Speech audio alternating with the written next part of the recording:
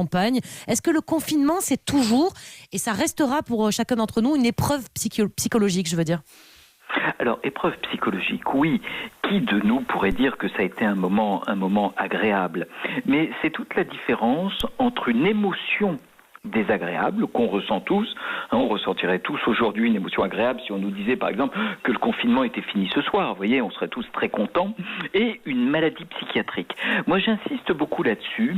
Le confinement ne va pas créer des épidémies de dépression, d'anxiété. On ne va pas être confronté à une vague de maladies créées par le confinement chez celles et ceux qui vont bien, qui arrivent et qui savent y résister. Les plus fragiles, les plus en difficulté vont devoir faire l'objet d'une particulière attention. Alors là, on est au bout de 3 semaines, on va attaquer la 4e semaine. Est-ce que c'est normal d'être un peu découragé? Moi, j'avoue, moi aussi, de temps en temps, j'ai des hauts, des bas, des moments où on est fatigué. On prépare une émission, on la présente, et puis derrière, on entend des enfants qui pleurent. D'autant qu'on ne sait pas combien de temps ça va durer. Ça, c'est quand même assez angoissant, qu'on se porte bien psychologiquement ou pas au départ, non? On est d'accord? Bien sûr, c'est angoissant. Bon, d'abord, moi qui vous écoute régulièrement, vous êtes découragé, mais jamais au point d'arrêter votre émission. Vous voyez, donc on est toujours. Non, j'ai pas découragé, mais un peu fatigué parfois, c'est ça. Bien sûr, bien sûr. Il y a des petites choses qu'on sait, c'est que la durée du confinement augmente le poids psychologique. Si je vous disais l'inverse, vous ne me croiriez pas. Une autre chose qui est importante, et vous êtes une psychothérapeute, vous voyez, par les ondes, Mélanie, en faisant ça, tout ce qui diminue l'ennui, tout ce qui augmente l'attention, tout ce qui augmente la vigilance, tout ce qui crée des rendez-vous, c'est exactement ce que vous êtes en train de faire et je suis tellement heureux d'être avec vous dans ce moment-là. Tout cela va diminuer le poids psychique du confinement. Ça veut dire quoi? Ça veut dire que très concrètement, dans ces moments compliqués, on va pas être trop ambitieux au plan des lectures les plus compliquées, des tâches intellectuelles les plus compliquées. Rappelons-nous que tout ce qui nous désennuie et nous donne des rendez-vous nous fait du bien. Eh bien, nous, c'est le rendez-vous. C'est sans rendez-vous en plus, c'est encore mieux. Ah bah alors, c'est encore mieux.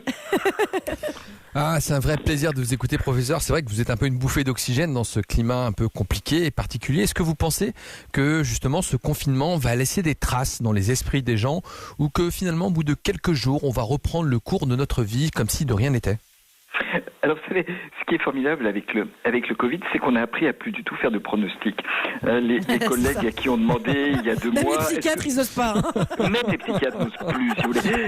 Il y a 2 mois, on disait, est-ce que vous pensez que le Covid va venir de Chine? Et tous ceux qui se sont lancés, on a gardé les preuves et se sont ridiculisés. Ah oui. Donc, ce qu'on a, nous, c'est une vigilance.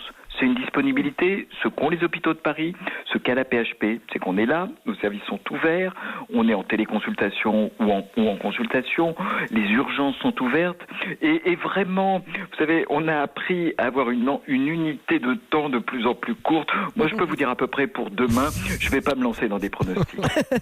Mais ce qui est sûr, c'est qu'on a quand même l'impression, moi je le sens en famille aussi, je me dis, mon enfant qui a dû arrêter l'école, le grand en tout cas, depuis plusieurs semaines, et on ne sait même pas s'il reprendra ou quand il reprendra, il sera quand même partie de ces enfants de la génération Covid. Enfin, il y a quelque chose de collectif aussi dans ce qu'on vit quand même malgré tout. Ça sera une trace. On aura tous fait partie de cette génération-là quand même. Alors ça, c'est une trace et c'est peut-être paradoxalement un facteur de protection. Vous voyez, si vous vous retrouvez confiné dans votre lit parce que vous avez glissé sur une savonnette en sortant de votre salle de bain et que vous êtes tout seul, obligé de ne pas bouger pendant des semaines. Vous avez un sentiment d'absurdité. Nous, on le voit quand on fait de la psychologie, vous voyez, post-traumatique, on a un sentiment d'absurdité, alors qu'évidemment, il arrive des accidents domestiques et on ne les évite pas. Quand on a, comme c'est le cas aujourd'hui, et le président l'a dit, l'impression de participer à une guerre, et c'est la réalité, c'est une guerre planétaire, tout cela donne un sens, c'est-à-dire le sens au fond que certes, c'est insupportable, c'est difficile, mais c'est quelque chose qui va déterminer, et pendant longtemps, notre génération.